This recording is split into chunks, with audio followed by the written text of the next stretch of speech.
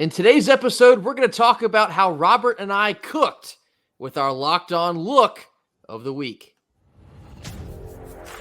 You are Locked On Wolfpack, your daily podcast on the NC State Wolfpack, part of the Locked On Podcast Network, your team every day.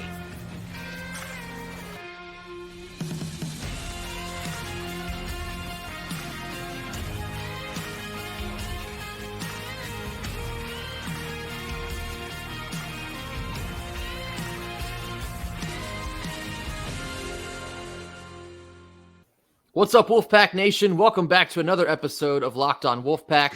Free and available wherever you get your podcasts and on YouTube, part of the Locked On Podcast Network, your team every day. Today's episode is brought to you by Gametime. Download the Gametime app, create an account, and use code LOCKEDONCollege for $20 off your first purchase. Happy Tuesday. As always, I'm Grayson Boone, joined by former Wolfpack defensive tackle Kenton Gibbs. We're going to be continuing this Marshall game discussion. A couple more things to recap before we turn our attention to Duke in the second half of this week. We're going to start this Tuesday episode with a whole lot of nothing or a whole lot of something. We get a lot of positive feedback on this segment, so we're going to keep this rolling again this week. Another 3 topics to buzz through. Kenton, here's our first one. The goal line series. I believe it was in the third quarter where we rolled out Brennan Armstrong in the red zone. Actually, if you want to zoom in even further, it was on the 5-yard line. Whole lot of nothing or a whole lot of something. What do you make of this decision to stick him in there in a special goal line package? Grayson, have you ever seen the movie Harlem Nights? I have. Do you remember the scene where Arsenio Hall was shooting the automatic weapon and the guy next to him kept firing the single shot pistol? And eventually he said, "Stop shooting that little stuff." He didn't say stuff, of course, but we're keeping it right here. This is a whole lot of something because we voluntarily bought out the pistol when we had the Tommy gun. What are we doing? We are getting too cute for ourselves. We don't need to get that cute. With all due respect to Brennan, there is a reason that he is in the position that he's in. There's a reason why MJ Morris is in the position he's in. And that's with all due respect to that young man. I don't say anything about anybody on there that I wouldn't say to his face. There's a reason. I understand that some people may say, well, you know, Brennan is in there to take the goal line hits that we may not want MJ take. I don't care. I don't care. Give it to the guy that has us in the best chance of, puts us in the best chance of winning, that things work out the best generally with. I'm going to use one to play off of the other. It's a whole lot of something because it turned out to be a whole lot of nothing. We got way too cute when all we needed to do was just punch that sucker in. If we're going to hand the ball off to Mims, MJ Morris is perfectly capable of doing so. But I do want to touch on the decision to stick Armstrong in, sort of providing a different look for the defense. You know, on a surface level, I can understand what the coaching staff was trying to do here. More than likely, it's going to be some sort of run package, whether it's a wildcat look or the option possibly. There's a lot that you can throw at them here using Armstrong as a runner because ultimately that has been his best asset to this team so far this year. So on a surface level, I can understand the thought process there. But then rolling that into a play action and the entire team looking discombobulated, nip that in the bud. Light that page of the playbook on fire. Just simply unnecessary. Keep MJ in there, power that ball in the end zone. If you're going to run a play action, you can do that with MJ as well. There's no need to get too cute and run yourself out of what should have been a touchdown and instead had to settle for 3 points. So a whole lot of something because it needs to be a whole lot of nothing, as in no more of that moving forward. Absolutely. Our next one here. The clock management / the conservative play calling that has been costing us points at the end of halves. A whole lot of nothing or a whole lot of something? Well, see, we already know Grayson's answer because the actual prompt was the play calling at the end of the first half against Marshall. But Grayson has already hit the nail on the head because, I mean, this has been a consistent problem. This is not something that's new. And, you know, I tell my family all the time, I've known you all I'm 28 now, just in case you didn't know. And I tell my family all the time, I've known you all for nearly 3 decades. I'm never going to get mad at you for being who you are. I am going to get mad at you for acting out of character. At this point in time, it's Endurance character to mismanage the clock at halftime. Like, you have to expect that. It is, in fact, the aberration for him to handle the clock in a manner that is like, wait, did we just score and only leave 5 seconds on the clock for the other team at the end of the half? How did that happen? That's where we are right now with Doran and his clock management. So I'll say it's a whole lot of something because, one time is a mistake. 2 times it's becoming a pattern. 3 times it's a habit. That's just who you are, and that's where I'd leave it. Yeah, unfortunately, this has been a repeating occurrence. Of course, I said this a lot more colorfully on the live feed on Saturday, but that's the kind of stuff that will hold a team back. When you're trying to raise the floor of a program and you are consistently shooting yourself in the foot going into a half, maybe getting too conservative in the second half of a game, you're not going to be able to advance and achieve higher success when you're constantly killing yourself like that. And I talked about on Saturday as well, not just the decision to get conservative there at the end of that first half of the Marshall game, but then to hand the ball over to Marshall and give them the opportunity to take the lead going into halftime, which they did, was especially nasty. Momentum is a hell of a drug. And we had a lot of it, or at least the potential of even more of it going into halftime when we were going to get the ball to begin the second half. And we completely knocked our plate of food all over the floor. It's a mess in the kitchen now. Yeah. Can't be doing that moving forward. Yeah. And here's the thing. I'm starting to think that this ain't an offensive coordinator problem because this problem has persisted throughout multiple offensive coordinators. That's a whole nother discussion we can probably get into. At this point in time, I'm saying, brother, get out the kitchen. Let your OC cook. Let him cook. Let him do his thing. Because objectively speaking, Anai got into a Louis Duffel this game. He said, hey, don't worry about it. I'm going to pull some things out this here bag. You ain't going to see it coming.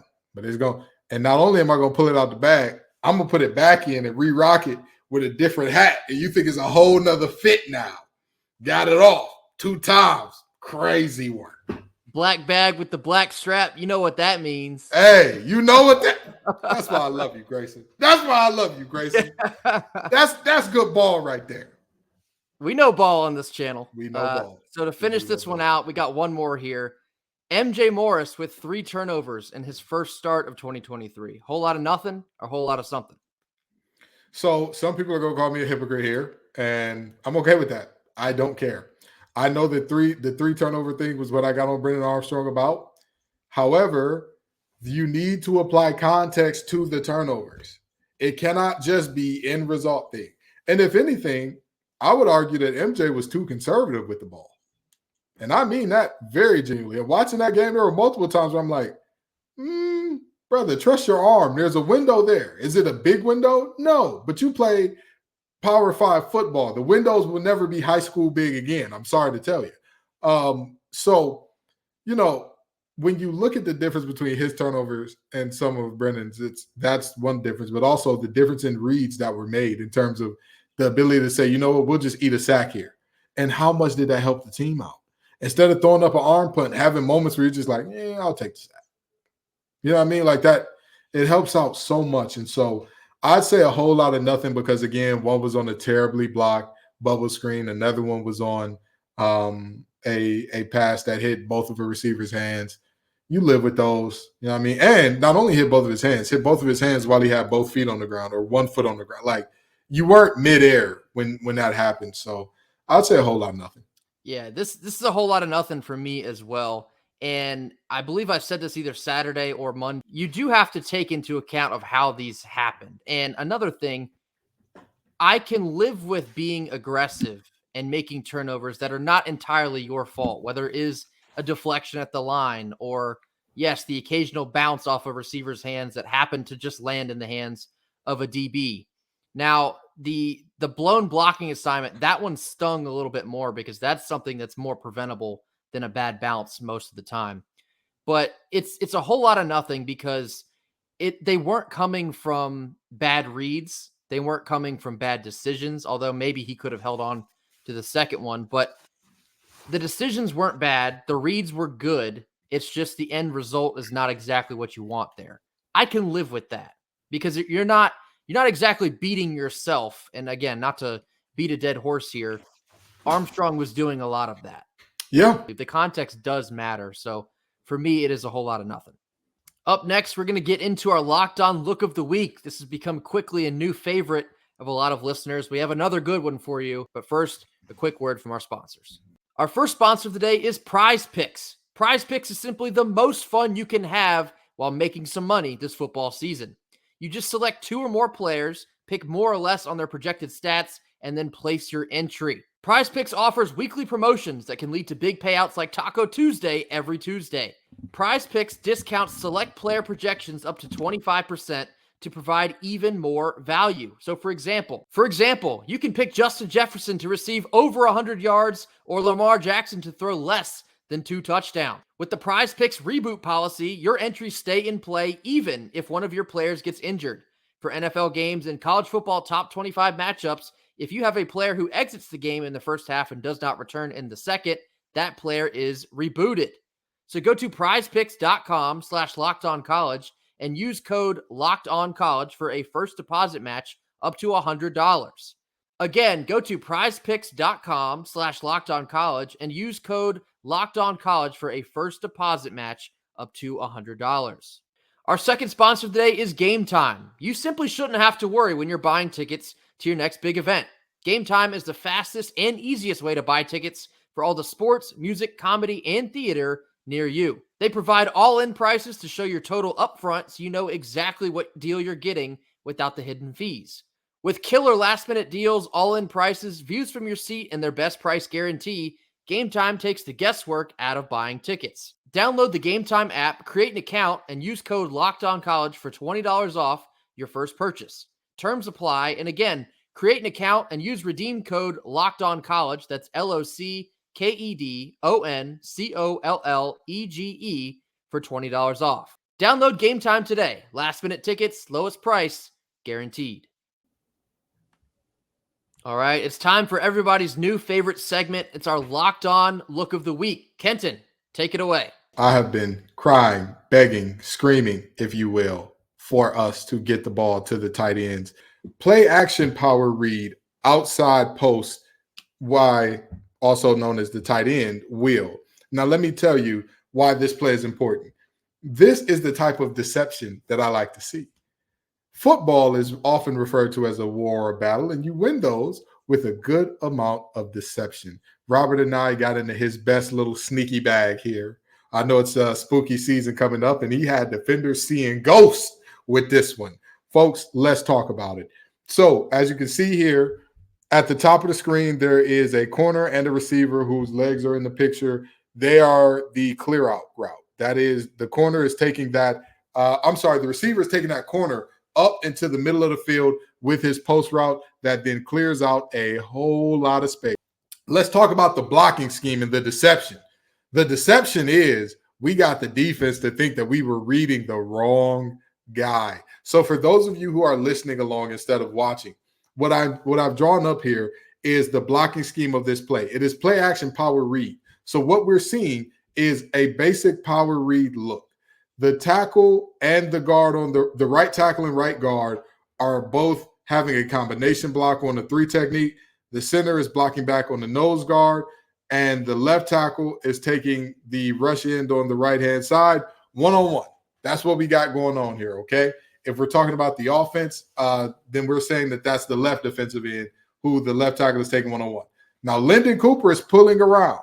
Here's why Lyndon Cooper is pulling. Number one, you have to truly sell power read here. You cannot sell power read without a pulling guard.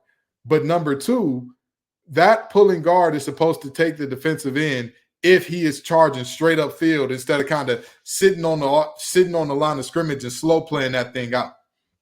So the problem is also I have the defensive end who's supposed to be the read man circled. The problem is he's not actually the read man. The guy that's circled right now, the safety that's slightly behind the defensive end, is the read man. And what this power look creates, what this play action power read look creates, is a sense of urgency in the safety to get downhill and not only meet the running back at the spot, but beat Trent Pennix to the spot and meet the running back there. As Trent Pennix is going to be his blocker if this were a power read. But as I've already said, there's a little trickeration. Halloween came early, ladies and gentlemen. There's a little trickeration going on in this thing, okay? We ran a trick and got a little treat there. Now, the point of this is to influence the linebackers and potentially this slot corner / safety if we're looking at this from what we want to happen here, okay? The goal of this play is to force that safety down into outside leverage on Trent Pennix. It's to force that linebacker down. It's to force that inside linebacker to potentially come down, which would mean that this backside corner or safety or rover with star, whatever you like to call them, has to replace and fill in.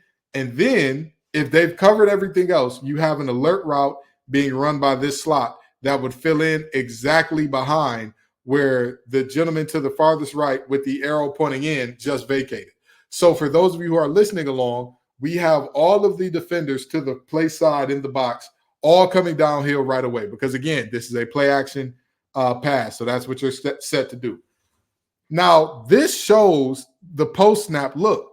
Oh, look at that. Robert and I did it. He did the thing. He's cooking. All of the linebackers are exponentially closer to the line of scrimmage than they were when the play started. And look where the safety is. Now, Grayson, did the safety start behind the linebackers or no? Yes. And yet, look at how close he is. He started off multiple yards behind the linebackers, and now he's basically even with one of them, about a half yard behind the other, because he is sensing the power read and beating Trent Pennix to the spot with a sense of urgency. That's why I drew him with a white line going to a block where he wants to beat that block and make a tackle. However, Trent Pennix had other plans. Robert and I had other plans. Let me tell you something. When you act this well on the play, get that man a Tony Award, because that's what Trent Pennix deserves here. He faked this start block for at least a good 5 or 6 steps, which then led to this picture. Now, for those of you listening along, what we have is the safety is outside of Trent Pennix with his hips pointed to the sideline as Trent Pennix is cutting up the field. So what does that mean? In essence, the safety's back is darn near to Trent Pennix because the safety was attempting his hardest to be outside of Trent Pennix to force the back inside to where all of his help is. The problem is this is a pass play. You're not forcing him back to any help. You're forcing him to open green grass. And here's MJ Morris's job at this point. Hit that man in stride. If you hit him in stride, it is Katie Dids at the doorstep. It is the Wolfpack. It's the Wolfpack fight song playing. It's NC State fight song playing. If he just puts the ball on the front side of this window here, right?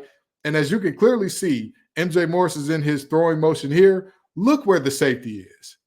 The safety is behind Trent Pennix, cleanly behind him, providing a massive throwing window. Again, all he has to do is deliver this ball on time and in this window, and he's good.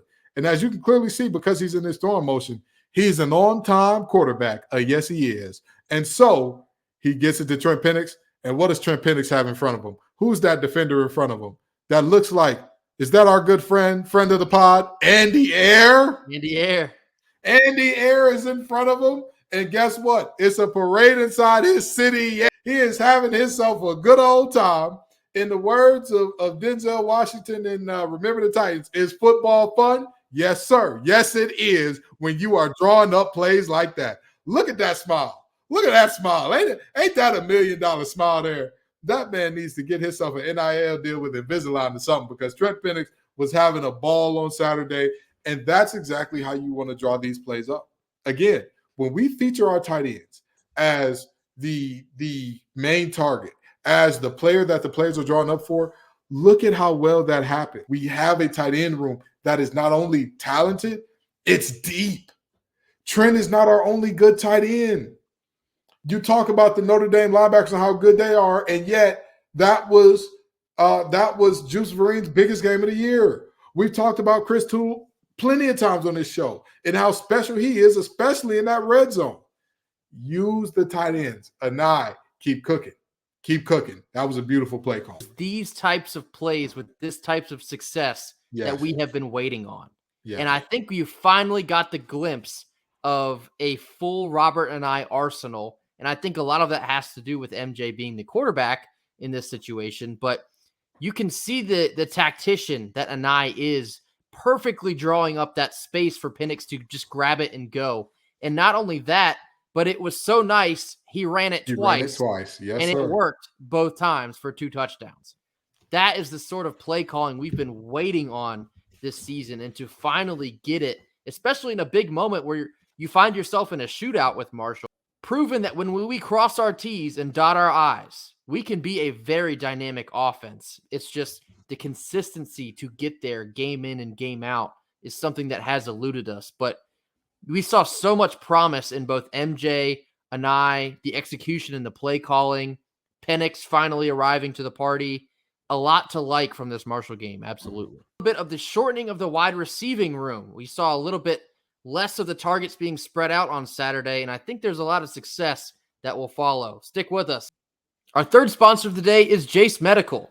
Everyone should be empowered to take care of themselves and their loved ones during the unexpected. That's why Jase Medical offers the Jase Case. The Jase Case provides 5 life-saving antibiotics for emergency and gives you a peace of mind so you are not just hoping you have access to medication in the middle of an emergency. Jase Medical makes sure you have the medication in hand. It's simple, and they handle everything from the online evaluation to licensed pharmacy medication delivery and ongoing consultation and care. Don't get caught unprepared. Get $20 off of these life-saving antibiotics today from Jase Medical by using our code LOCKEDON at checkout. JaseMedical.com. That's JASE Medical.com. A little bit of conversation regarding the wide receiving room. Now, this has been a topic that has been stirring up for a number of weeks here as we've kind of been breaking down some of the struggles that we've had offensively. A lot of the targets started to narrow down instead of the way that they've been spread out amongst Lassane and Dakari Collins and Julian Gray. You saw the bulk of the throws in the direction of KC Concepcion for very good reason, because he is far and away our best wide receiver. Trent Pennix is not exactly a wide receiver, although sometimes he can be used as such with his versatility. He had 3 catches for 99 yards and 2 touchdowns. Terrell Timmons had a couple big catches. He had 2 for 51. And then the interesting part of this, Keon Lassane was targeted just once. I believe Bradley Rosner was targeted just twice, and Dakari Collins was targeted just once. I've seen a lot of moaning and groaning from folks on this exact topic, and I think the masses are correct in this.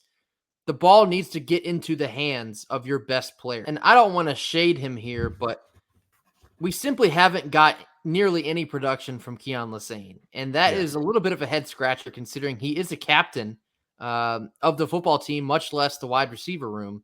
But I just feel like the way that they've been using Keon does not play to his strengths. I believe I've said that on here before.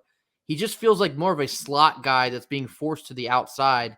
Absolutely. And game after game after game, it's just not there. You have got to find a way to continually find your playmakers, or at least I should say, the guys that are producing. But also, if you're that pressed to play wide receivers and put wide receivers in the game, okay, fine. Give us more Dakari Collins. Give us an Anthony Smith sighting. Get him on the field outside of special teams, because that kid is special. I know that you heard the special and thought special teams. That's not what that means. He can play offense. It's legal. It's legal for him to do that. So, I'm looking at our receiving core and I'm saying to myself, okay, KC is good. He's not 3 times more receptions than the second guy good. He's just not. So we got to find ways to get other people the ball, find ways to, scheme more folks open. Because again, if we talk about the interception against Louisville, that was the overthrow against cover 1, right? The one that we had on our first ever Locked On look of the week. Let's just be honest. A switch release where I believe it was Porter Rooks did a pretty good job of setting a pick there. We have receivers that can create separation on that. Yeah. Like we just do.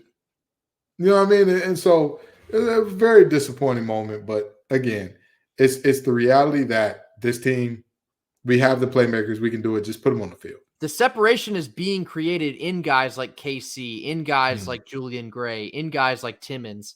And now with MJ in there, we're going to be able to find them at a higher clip. Fun fact, that post play that they threw to KC, that was a touchdown. Julian Gray was even more open than KC was. Yeah. They both ran post. And Julian Gray was like, that safety bit hard on KC, which, hey, it's a touchdown. Don't want to complain about it. However, you move the safety to where you wanted to with your eyes. Go back to the other guy. He's going to be open. That'll do it for us here on Tuesday. As always, thank you so much for joining us, getting these subscriber numbers up. Make sure you get your comments in the box. We'll get to each and every one of those. Tell a friend to hit like and subscribe as well. Tomorrow we will start to preview the Duke Blue Devils. We have a big primetime matchup coming this Saturday evening. We will see you all tomorrow. Until then, go Pack. Go Pack.